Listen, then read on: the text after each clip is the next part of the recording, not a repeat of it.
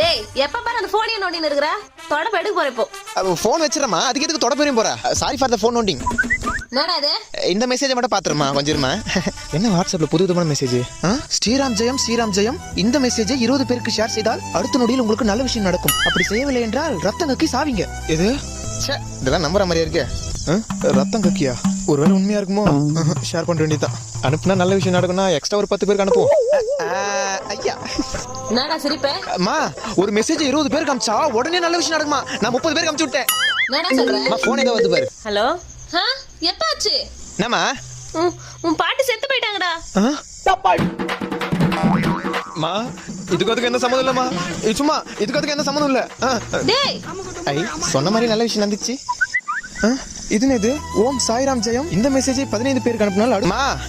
தாத்தா நல்லா தானே இருக்காரு ஆமா அதுக்கு என்ன இப்போ Got the man with the plan right here. Bring it swag.